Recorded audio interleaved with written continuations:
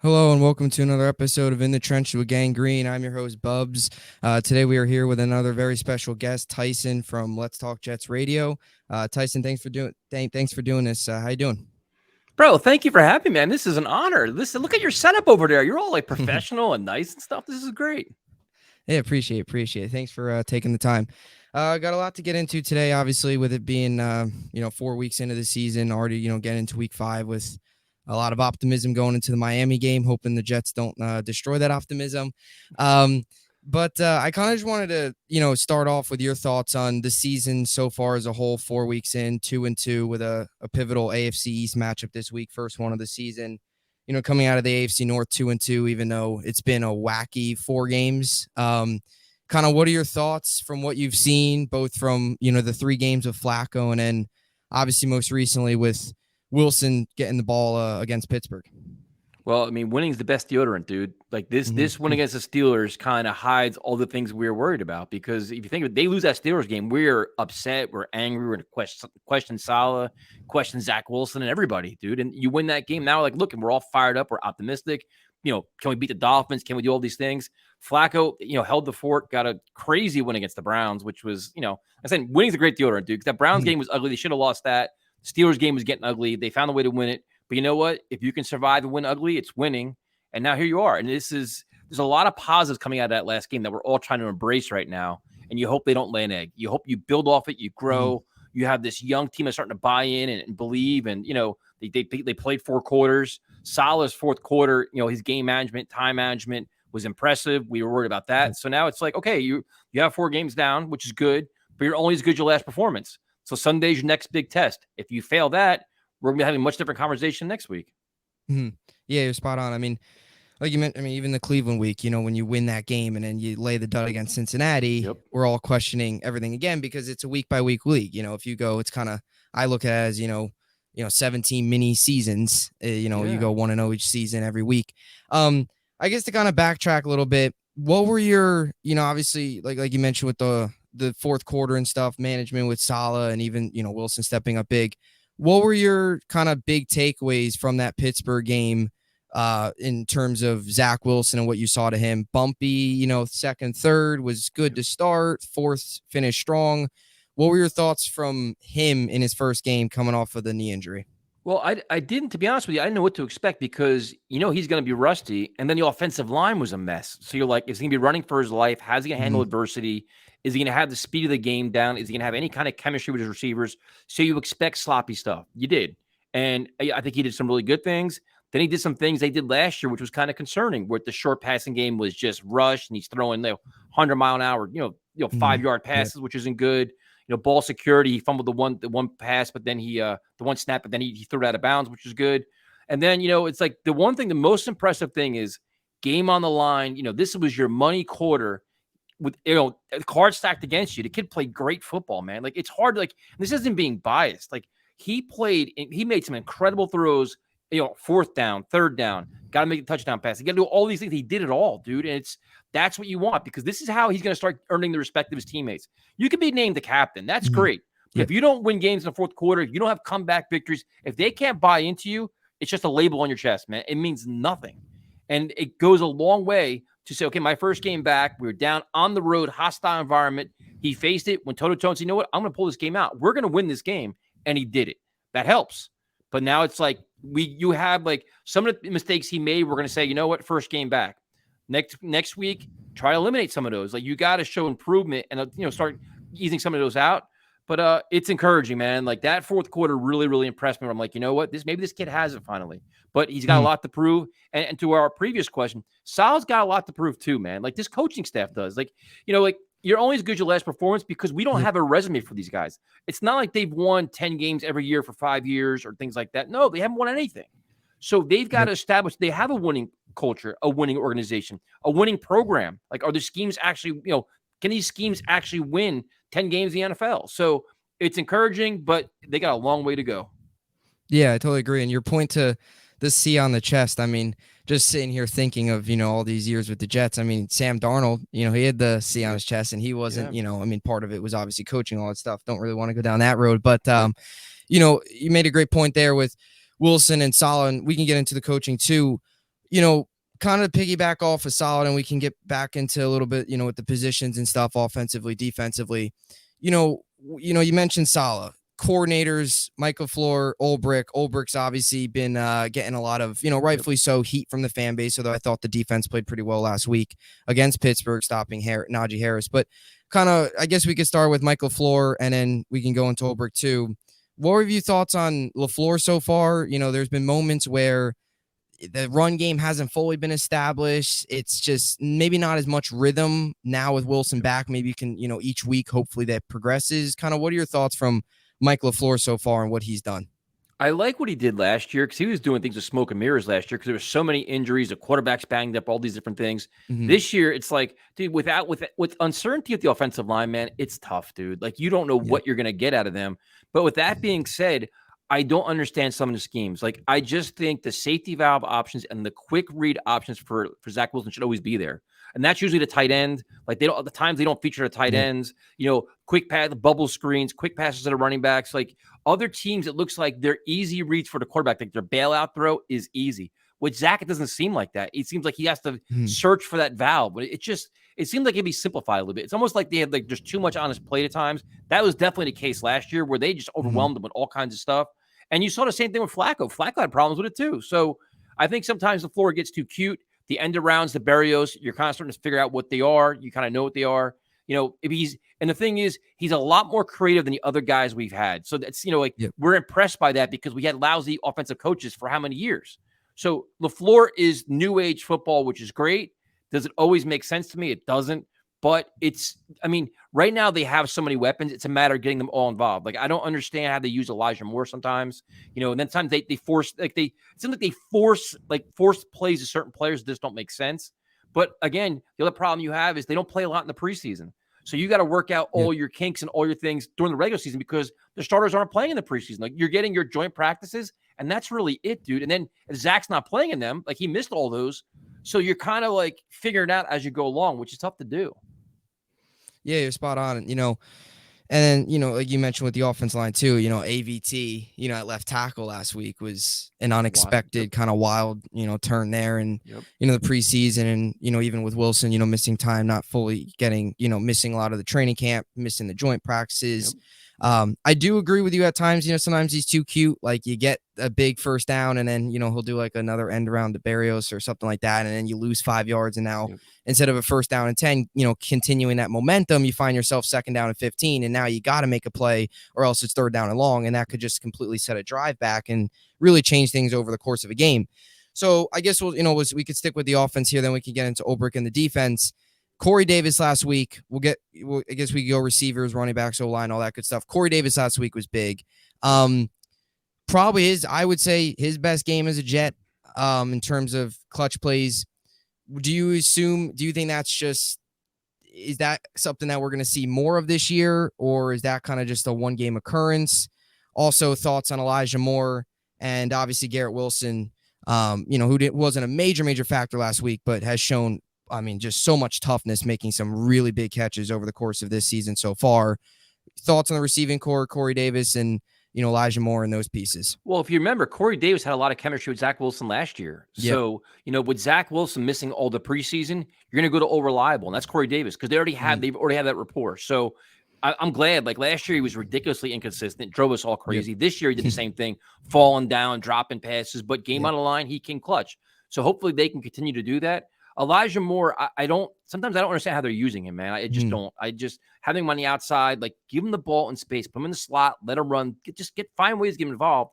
And then if teams are going to key on Garrett Wilson, you got to get creative with him as well. Like, I think last week he probably got frustrated. He wasn't getting passes. I think he dropped like 2 of them, right? Yeah. Maybe 3. I think it was 2. I think, they were back-to-back too. Yeah. So, but that's Zach not playing with Garrett Wilson. Like, he doesn't have any chemistry in him whatsoever. So I wouldn't be surprised if Elijah Moore and Corey Davis get more early on until Zach can figure out his rhythm and timing with Garrett Wilson. But the receiving core is exciting, man. Then you throw in Berrios. You throw in, Jeff Smith. They got playmakers, dude. It's just a matter of finding ways to spread it around. It seems like when one guy gets hot, it seems like that's who they're going to feature, which is fine. If you can take advantage of mismatches, go for it, because that's something the Jets haven't done in the past. You'd see one guy start roasting a corner, then the ball goes the other side of the field. Like, no, keep feeding them, dude. Like, feed the hot hand. Like, that's That's what you have these guys for. And if Garrett Wilson's getting doubled, spread it out. So I'm excited, man. I think this offense has potential to be really, really good. You just got to give Zach time to just throw the ball. And if you can establish a running game like you talked about, that makes it even more dangerous because then the defense can't pin their ears back and go after the quarterback. Yeah.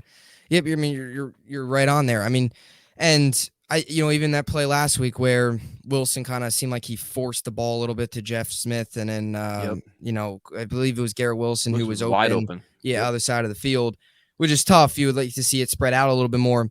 I guess, we can kind of shift now into tight ends because going into spreading the ball out a little bit more, I liked what I saw last week out of Wilson and all that stuff. And I've, for the most part, there's definitely been some really good moments with this offense, with him last week and definitely some positives, even under Flacco. It wasn't great, but, that Browns game was pretty good. The tight ends have been the one kind of constant, inconsistent part of this offense where it's just been, you can maybe go to the offense line. You can maybe go to the running backs is maybe not finding their footing just yet. But the tight ends, you bring in Uzama, you bring in Conklin. Uzama's barely played. Conklin's played. He's gotten snaps, but he's been very boom bust. He's made some nice catches. He had the ball go right through his hands last week. I know it was a little high, but still a very catchable ball. He fumbles a little bit. I would like to see them get tight ends involved a little bit more, specifically Uzama in the red zone. Yep. Your thoughts on the tight end position, and do you see Uzama possibly getting used more and more in the upcoming weeks now that, hopefully Wilson, continues to build and build and build? Yeah, I mean, we were so excited going into the season for the first time in a decade. They have a tight end group that you can actually feature. You can use them as an asset. And I'm with it. And I'll admit it, dude, I'm a Conklin fan. Like, I was so excited when they signed him. And you're seeing things here that he didn't do, previously. So it's like, all right, is it because he's getting featured that much more? Is he trying too hard? What is it? But you can't keep fumbling the ball. You can't keep dropping passes. And it's always in pivotal times. It's always like a game-changing move. Like that tip pass last week could have been the nail in the coffin for his team. He's lucky they came back, because if not, fans would have been roasting him. And then Uzama, we just expect more. Like, he had so many clutch passes last year with the Bengals. It's like, where is that guy? And everybody keeps saying, well, he's blocking a lot. He's doing this, doing that. You can't make a player one-dimensional, because then teams know we don't have to defend him. And then you have Ruckert, where at some point when he's fully healthy and he learns the offense, you got to find ways to get his athletic ability involved too. Like, this is all an asset to the team that we're not fully maximizing right now. And it makes me crazy, because that's what helps your young quarterback. And then in the red zone, you made a really good point about this too, dude. They're enormous targets. Yep. I mean, that's like, safeties can't cover them, linebackers aren't covering them. You got to find ways to get them involved more, use their height, use their size, use everything, because you got to expand this offense. You just have to. Yeah, and like some of these games too, like you look at the defenses. I mean, I recall even week 1 against Baltimore last year. Baltimore had a really tough time covering Uzama. He tore him up last year, obviously being within the division with Cincinnati in the AFC North. And some of these defenses we've gone up against have had struggles guarding the tight ends, covering the tight ends, and we haven't gotten the ball just yet. So I hope it changes there. I've liked what I've seen out of receiving core. Tight end group's been a little concerning, definitely in the red zone, obviously, and you just hope that as this Wilson gets more and more comfortable, utilize him more, because the red zone too is just, me and we both mentioned it. Like, it's just, they're big bodies, middle of the field, red zone, something we haven't had in a very long time. And that's so crucial too for a young quarterback. So you can bounce now to the running back, where Bryce Hall wins Rookie of the Week, thanks to, Jets Twitter doing their thing again. He had a solid week last week. He's made some nice runs. The run game hasn't been, hasn't gotten involved as much as I think we've expected. I think they still got to find their rhythm a little bit. I think too, Mike LaFleur figuring out, when the right time to run. There's been I think last week, a little too many runs, maybe on first down and stuff. Not really. It was just a little weird. I think it's a little bit out of sync, but again, I think it's also Wilson back now. I think the offense as a whole, as weeks and weeks go on here, I think they're just getting more and more comfortable. Thoughts on the running back room, Michael Carter, and obviously Bryce Hall as well, scoring his first rushing touchdown. I mean, I love the running back room. Like, Bryce Hall has it all, dude. He's a patient runner. He's explosive. He never quits on plays. He can do it all. He's just ridiculously inconsistent as a pass catcher, and that's his problem right now. It's like, out of the backfield, like, he gets open, but he's not. It's something he's got to work on, and that's where I get frustrated because I think I'd like to see Michael Carter get those opportunities. Michael Carter is a very good running back, man. He can he can get you extra yards. He's versatile. He's flexible. He can do that. So if Bryce Hall is going to struggle in the passing game, then give Michael Carter's options to see what happens. I also think I agree with you with the running game. The first down runs, it reminds me of the Gates days with Frank Gore. It's like you can't be 2nd and 12 every second down. Like you got to change it up. But again, you're only as good as your offensive line too. If they're not, a lot of times the running back's fighting a linebacker for the snap, which is not ideal either. So I love the running back room. They're getting a little bit better at their blitz pickups. I think that's why they have Ty Johnson there. That's why they had the tight ends helping out. I still would have liked Tevin Coleman instead of Ty Johnson, but that's just whatever. But I think they're just they have a lot of explosive ability. I think they can do a lot more. I think as Zach Wilson gets more comfortable in this, I think Mike LaFleur gets more comfortable what his line can do. You'll see more of them. But Bryce Hall's he's got to get better as a pass catcher, man. He definitely has to. Yeah, you're spot on. And, again, like you mentioned with the offensive line, the blitz pickup too, that could be some of it. But I am, to now kind of go into the offensive line, and as the offensive line hopefully gets healthier, with all these moving pieces, the run game will continue to get better. The offensive line, now we hear, as of today, Thursday, we hear Dwayne Brown might be playing. I guess we'll see how it all plays out. Wilson today, I heard that he kind of hinted to it maybe in his press conference that he had today. Yeah. With him being back, that'd definitely be a big addition. Kind of just your thoughts on the entire offensive line situation, because there's so many moving parts. You have AVT. I guess we'll start with that. AVT at left tackle. What were your thoughts on that? And then we'll get to the rest of the O-line.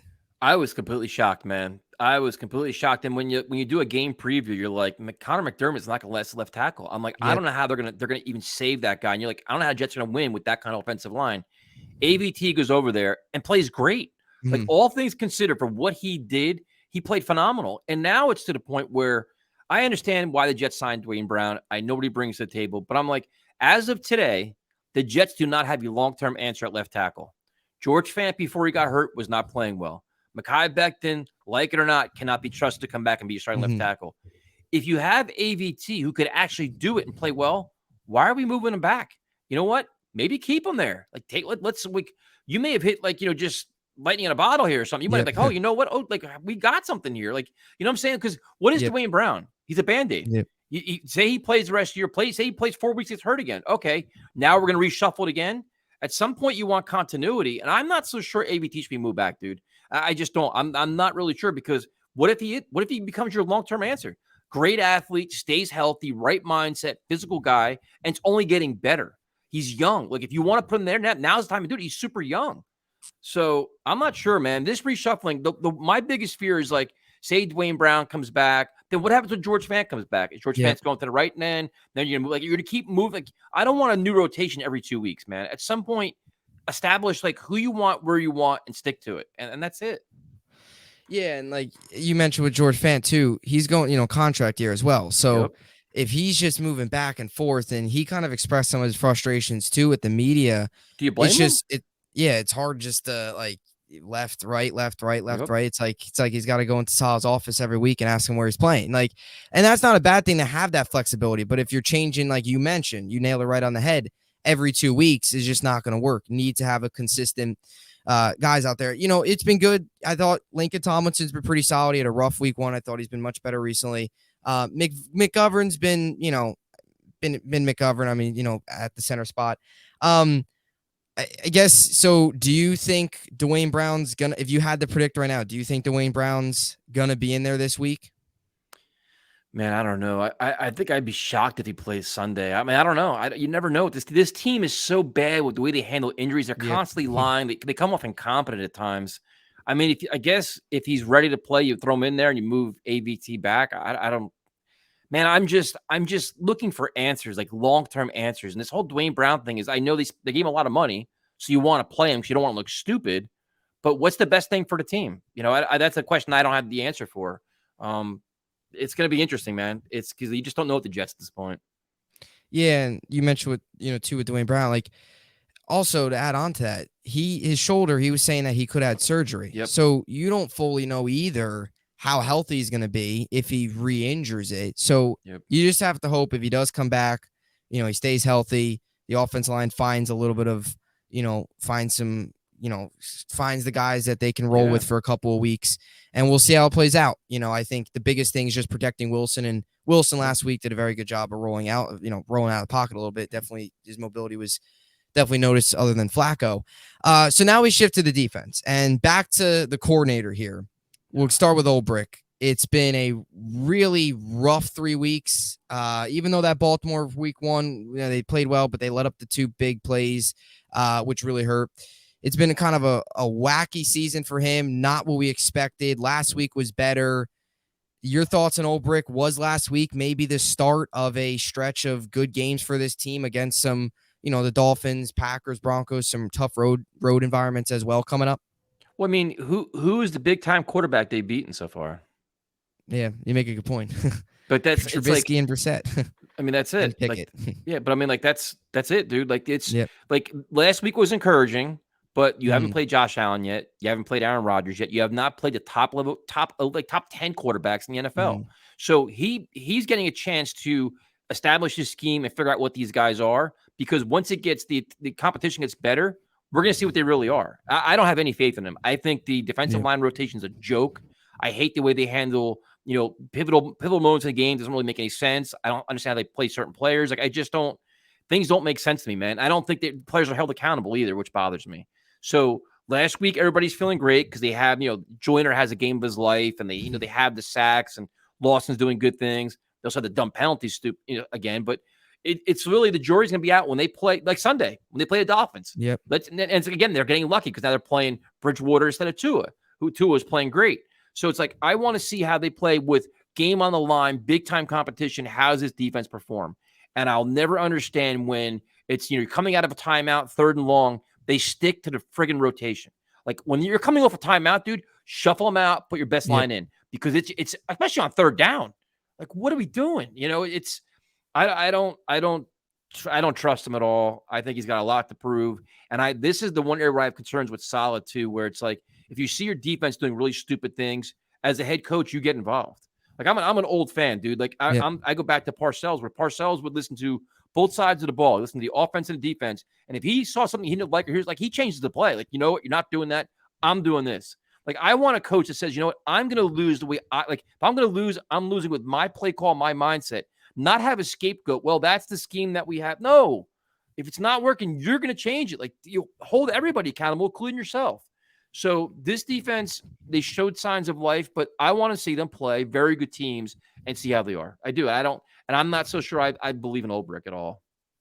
Totally agree. And the two biggest words there were accountability, and even like you mentioned with the rotation, and like you mentioned, it's also a lot of the veterans too that are sometimes making these dumb penalties. It's not like it's these young guys that are just in the league, just coming into the league and making these dumb penalties and their learning points. Like, these are Mosley, JFM, Joyner. These are guys that have been in the league for a very long time that are making these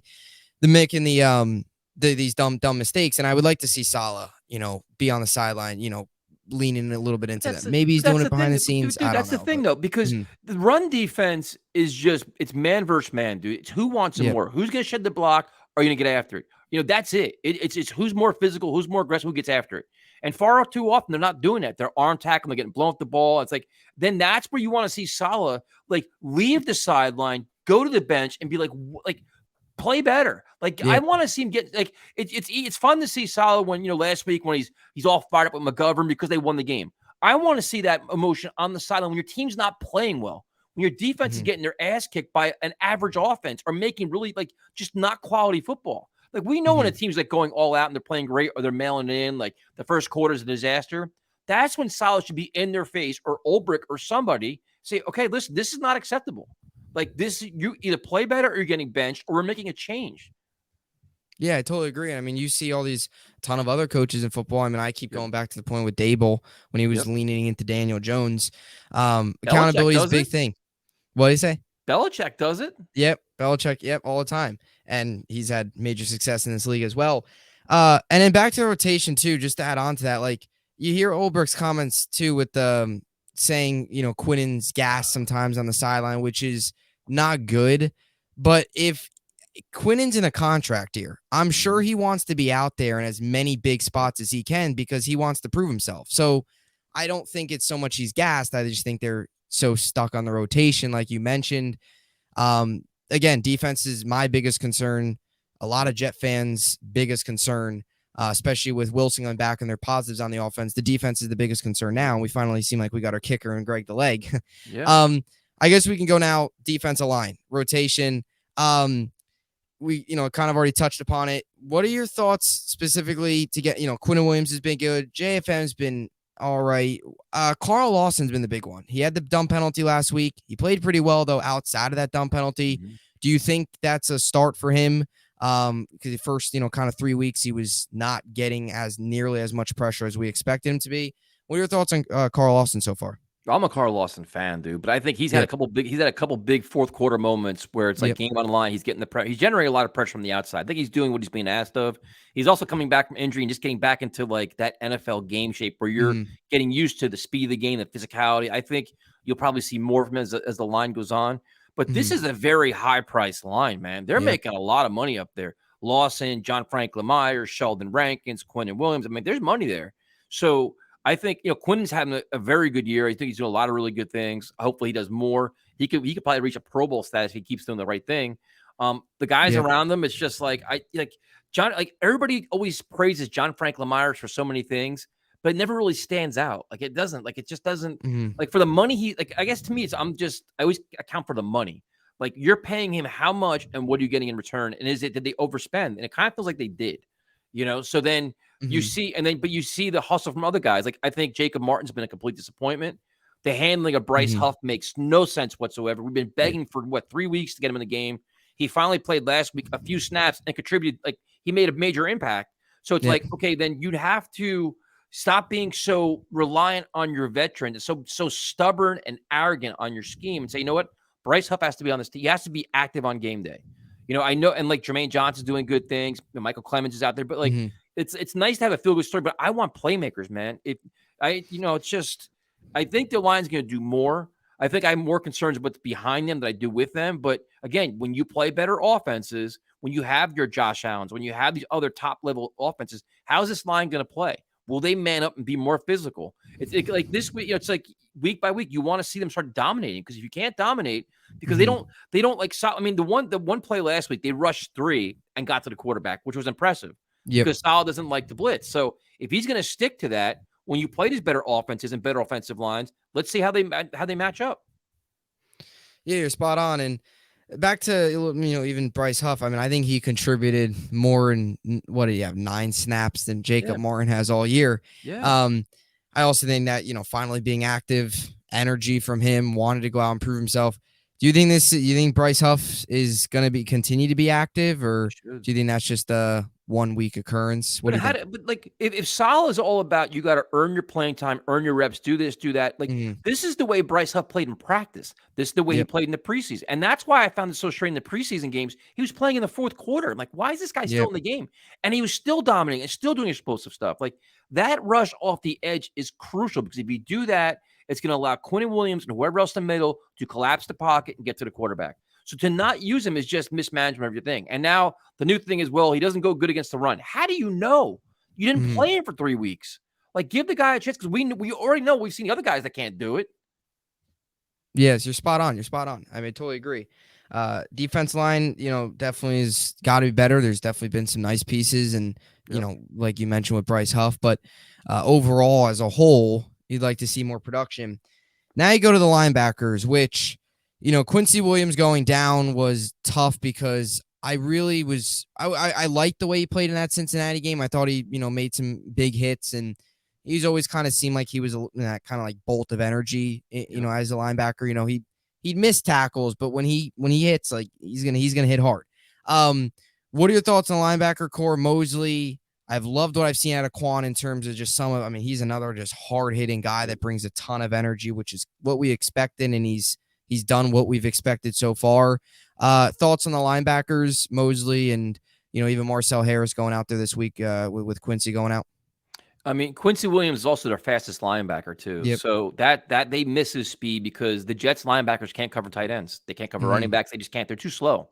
And I like CJ Mosley, dude. I thought last year he was like the heart of the defense. He Yep. was like the life of the team at many times.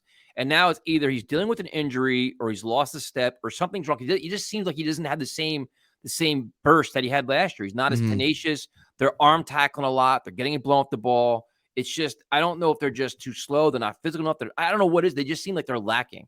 And I like Quan Alexander, man. Quan Alexander's a thumper. He makes big plays, but it just seems like the Jets linebackers they seem like they're always lost in space or always a step too slow. And that's where Quincy Williams is missing him is even bigger, dude, because that's your fastest guy. Marcel Harris, I know Salah loves him. He's a versatile player. But I think this was the kind of area where I was hoping in the offseason they would have addressed it more, and they didn't. They chose to go a different direction because they had so much faith in these guys. But, I think next year you got to upgrade the whole group. Yeah, I totally agree. And even with it being veteran, maybe you go via drafts, get some younger guys in there and see, add, keep Quincy to that group because he is fast. He's on the younger end and he's high, a lot of energy. So, yeah, I think you've nailed it on the head. Mosley a little bit slow, and even last year, like you mentioned, I mean, he was all over the place. Like he was sideline to sideline making plays. I mean, I believe he was second in the league in total tackles. He was just all over the place, and I was definitely the leader of what was a really young defense, a little bit more experienced this year. But I liked what I saw at him last year, especially considering the time he missed. But this year hasn't been quite the same. Hope that he can battle through whatever he's battling through, whether it's injury, whatever it is. Hopefully he can do better. You go now to the secondary corners, and we can go safeties. Sauce has been very, very pleased with what I've seen out of Sauce. DJ Reed's been, I think he's playing actually above them what we expected for him. Yep. Thoughts on the cornerbacks, which has probably been, I think, maybe the brightest spot on this defense. Yeah, no doubt, man. I love everything DJ Reed brings to the table, man. He is tenacious. He's a leader, great competitor, the perfect guy for this young secondary. The perfect guy. It really is. Sauce Gardner is as advertised, very competitive. He's going to get beat here and there, but like you have two press corners that can pretty much match up with anybody. Like you're not like the Dolphins this week. I know they have Tyreek Hill and Jalen Waddle, but you have a sense of confidence. Like, you know what? They're going to do well. And I think what's going to start happening is teams are going to attack the slot. They're going to go after Michael Carter and be like, you know what? We're not going to keep testing these guys. Let's try to find the weakness. And it could be in the slot. And Michael Carter is going to be trial by fire. Like last week you saw it where he has, he gets burnt one, he comes back and he makes a big play. So but it's a young, good competitive secondary. I like Brendan Eccles a lot too. I've always liked him. So it's like they have talent, they have depth.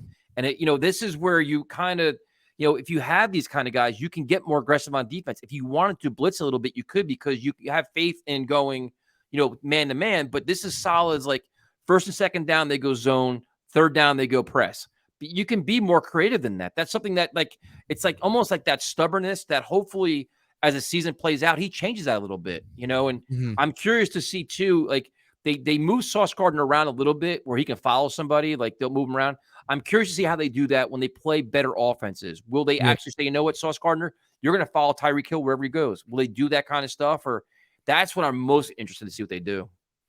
Yeah, and I think too with this group, I really agree with you too on Michael Carter. I thought he got burnt, but then he had the pick last week too, which I like Michael Carter. I thought he was pretty good last year too. Yep. I want to get to Bryce Hall too, but to kind of add on to what you're saying as well, it's like I think there's that like confidence with this group. Like they bring it on, like bring on Jamar Chase, bring on Tyreek Hill, bring on Diggs. Like Sauce, getting up in Jamar Chase's face a little bit, trash talking a little bit. I like to see that stuff. That's the stuff you want to see. And this week, Jalen Waddle and Tyreek Hill, two quick, exciting, young receivers. It's going to be a great test. I think, this is the best test so far. Bengals obviously have a great group as well.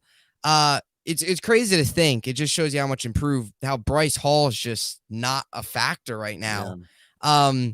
What do you think, what are your thoughts on him in a way? Because it's funny how last year he was kind of like the number one guy in a way. Now, it's a credit to credit to Douglas in the front office of building this thing up because he's just completely out of the equation.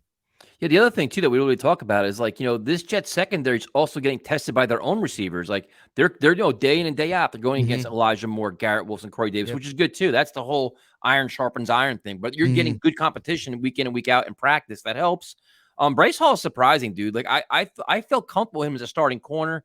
He had a terrible preseason. He was just awful. But it's almost like you wonder if he's almost like demoralized, where like you come into camp, you're like, dude, the cards are stacked against me. I'm not beating out Reed. I'm definitely not beating out Sauce. I don't really have a spot. Like, like you're almost like kind of defeated. Like, do I even have a spot on this team? And he's inactive every week. So he's not even active on game day. So it's like, it's a complete different thing for him. But the thing is, I think he's still a good player. He's young. And if somebody does go down, I think he can be next man. I think you feel comfortable with him. But I almost feel bad for him. It's like, man, he's got to be like, wow, like life happens fast in the NFL, Yeah, and even dating back to his college days, I mean, he was projected to be one of the top end picks, like corner wise, and then he goes down with the devastating injury. And you hope that you kind of find a diamond in the rough late. And it's like you mentioned, it's kind of just talent comes in, just loses his spot, more talent in front of him. It is what it is. It's the NFL. It's a business. It happens. Got to take the best 53 guys that you believe are going to do the best, to win games on Sundays, because that at the end of the day is all that matters. Go to the safeties, which have been similar to the defensive line. Last week was probably the best of the season, with Joyner having the game of his life. The safeties have just been to me, it goes all the way back to cutting Pinnock, in my opinion. But, Will Parks hasn't got much wrong, which is interesting because I liked Will Parks. I like the energy he brings. I think I know Joyner had the game of his life last week, but I would still take personally Parks over Joyner, because I just think like Parks is always making a big play. Just your thoughts on the second or safety position. It's just kind of been all over the place. Yeah, I'm a Jordan Whitehead fan. I'm extremely disappointed what he's bringing to the table. Now, everybody's attributing it to injuries, which that could very well be the case, but he's known to be a very good tackler, a thumper, all these things. He's been anything but that. Now, he had a big play last week, but it's like, all right, like the missed tackles are just, they make you just give your rage. So that's a problem. So if he's struggling, LaMarcus Joyner's been terrible. Like you could have made a really good case. I think we did going into last week. He could have been benched. Like play somebody else. Like if you can't cover and you can't tackle, what are you doing back there? And this is why you made a great point about Pinnock, man. Like that's the guy that you can't rave about a guy. Give him all these first string reps. Like, dude, I was at Jets Falcons joint practice. I watched Pinnock play with the ones.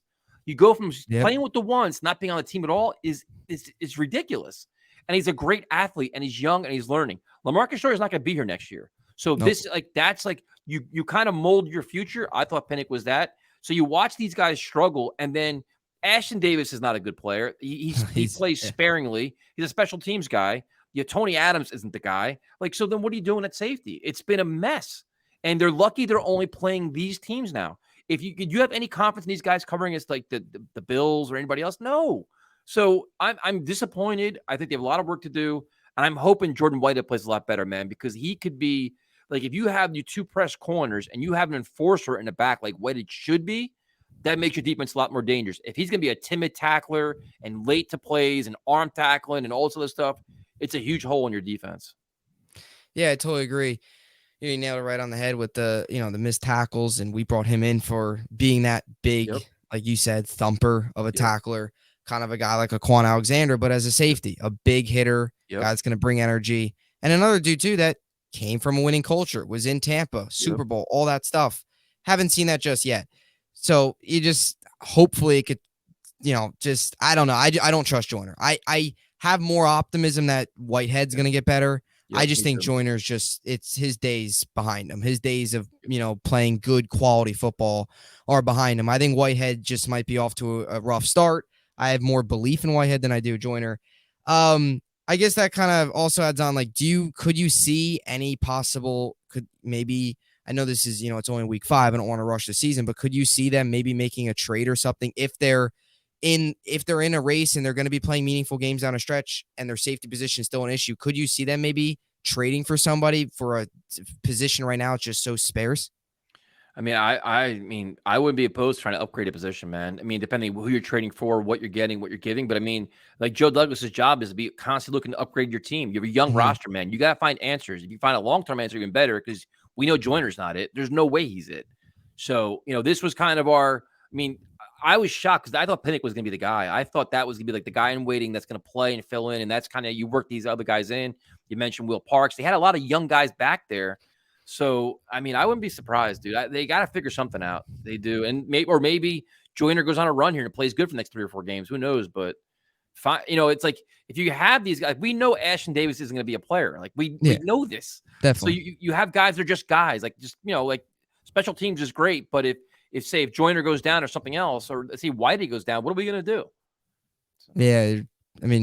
There's nobody there. And unless if you go Will Parks, but he's good, but he's not going to start, especially in, against, some of these AFC East teams that are really, really good. So to kind of close things out here, as we wrap up with the defense, 2-2 coming out of the AFC North.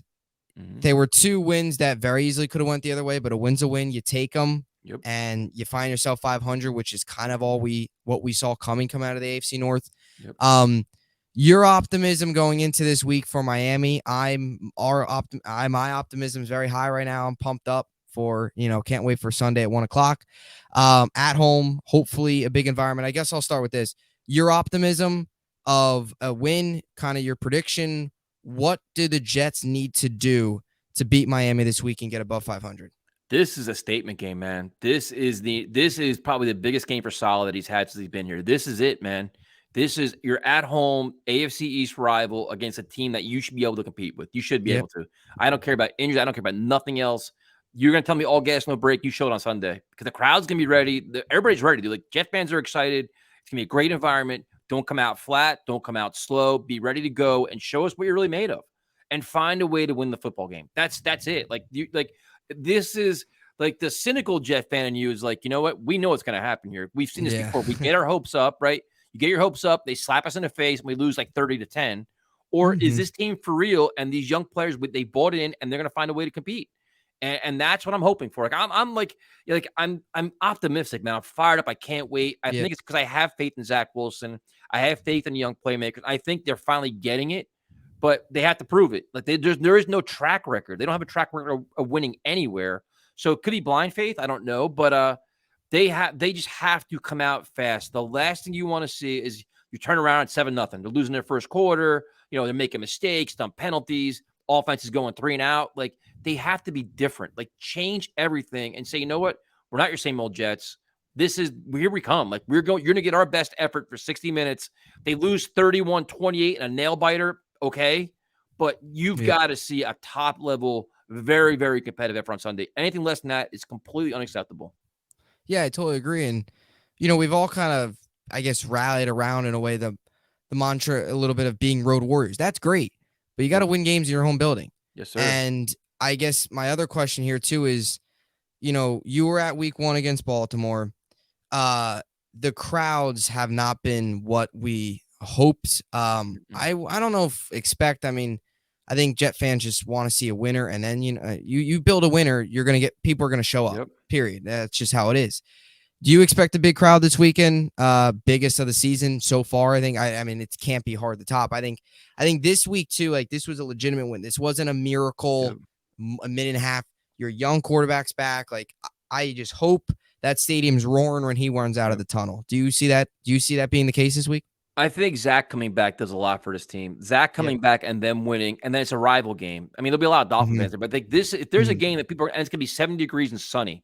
Listen, I understand that tickets are expensive. The game experience is expensive, man. Especially like when you've gone in the past, you watch them lose, you don't get home till 6:30. Everything sucks. But it's like, okay, young team potentially on the rise, division rival, great weather. There's not really a reason why you can't go. So I think there should be a lot of Jet fans there. I think it's gonna be a rowdy crowd, man. We're all gonna be ready to go. It's on the team to, like Saleh said in his press conference, like, we've got to give them the reason to cheer.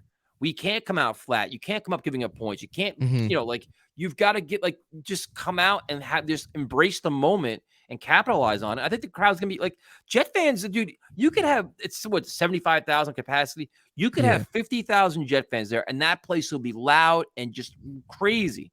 But you could have 70,000 fans and be quiet because if they're not playing well, everybody's like, what are we sitting here for? You're miserable.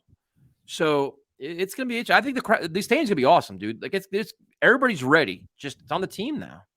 Yeah, I totally agree. You got to come out. I mean, even if you win the coin toss, maybe take the ball and go down and score. Get off to a lead. You know, like you just mentioned it. Like you nailed it right on the head. Like they just cannot fall down early. Go into halftime down 17-3. Come out of halftime 3 and out, and then boom, right before your eyes, it's 24-3, and you're looking, and you got the stadium is completely empty by the fourth quarter, and we're just sitting back and watching garbage time. It's not what I want. It's not what anybody wants. You win this game, we're gonna be on cloud 9. I mean, we're gonna feel like we're on top of the world. We win this game and get to 3-2. I mean, we haven't been over 500 since Darnold's rookie year when he won the first game of the season. Yeah. So looking forward to it. I mean, maybe the key is to wear green unis this time. But it's just but you're right though. It's like this is the team's finally having a little limit of success. Yeah. But you have to take advantage of it, man. Like you go 3-2. The tone around this team just changes. Yep. Like everything changes because you know what? All right, 3-2. If you lose, you got 3-3, but you can still be 4-3. Like you're staying relevant. Yep. You're staying where you're in the hunt, and the season will last longer. Because once you get say 3-5, 3-6, you're like, well, we know where this is going to go. But if you can stay around 500 game or two, like you're everything will keep buying in. The game's competitive. You're learning a lot more. You're developing a lot more. The intensity is going to be a lot more. This game is huge, man. This is so big for them. Home game.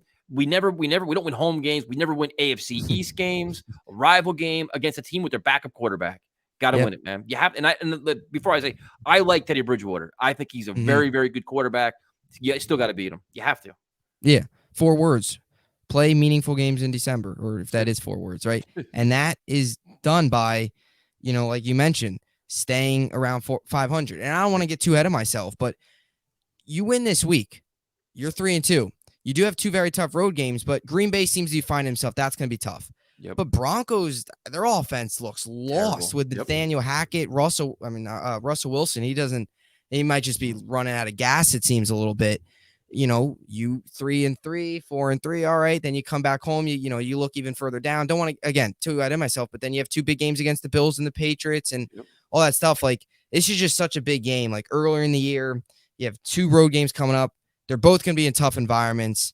It's just, like you said, just the whole energy, even nationally. I think, maybe there will be a little bit of recognition because the national audience loves the Dolphins. They love them. Like, they're in love with the Dolphins. So you beat Miami, get a division win. And I don't know if you saw the clip of Saleh, saying like, you got to, talking to the team and saying like, you got to win games in the AFC East and stuff like that. And that gets me fired up. But it's like you mentioned, go out there and do it at home, loud crowd, get it done, get the 3-2, and get our 3rd victory Monday in 5 weeks. Oh, definitely. I'm ready, dude. It's just the impact of this win will just they have to find a way, dude. They do. It would really show that Saleh's message is getting through. This is a different team with a different mindset. And then you said you'll have respect everywhere. The fans, the media, everywhere. Like, all right, this team is not a pushover anymore. They're not a team that's going to keep falling apart, melting, and self-destructing. Yep. And Saleh, too, from Jets fans, he's kind of been up and down, up and down. Yep. He's gonna get a ton of respect this week, especially if they go and play hard. So really, really appreciate you coming on. Thanks for the time. Tell everybody kind of what you're doing, where everybody can find you. Dude, you're awesome at this, man. This is like you do really good with this stuff.